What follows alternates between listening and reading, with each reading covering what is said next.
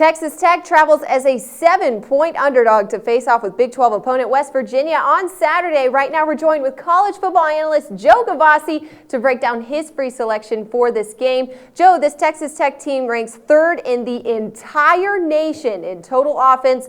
They score an average of 47 points per game, 605 yards per game. They put up over 50 points already this season against TCU and Oklahoma State. Could Texas Tech offense be too much for West Virginia to handle on Saturday? Well, it could be, but what we haven't spoken about yet here is the fact that Texas Tech Red Raiders are clearly a defensive dud. If you remember, about 4 or 5 weeks ago when we made our first list of teams who are members of groups like the 200 Club or the Double Rushers, the super defenses, we also included a list of very poor defensive teams, and there's no doubt that the Texas Tech Red Raiders are a part of that.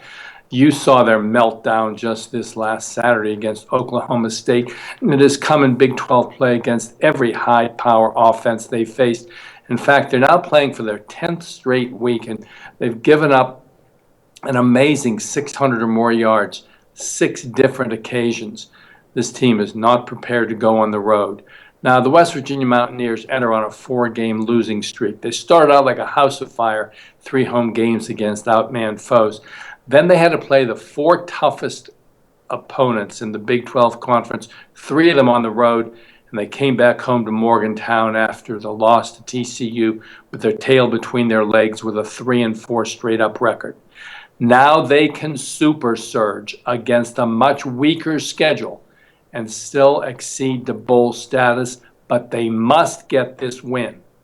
Combination of West Virginia's super surging status, their strong home court, and the weak defense of Texas Tech all add up to a play on the Mountaineers to bounce back at home this Saturday. Now, we are talking on a Monday morning here, Joe, and this line has already gone from 7 to 8 in favor of West Virginia in this game. Since we started this call, what would the number have to be for you to look the other way in this game?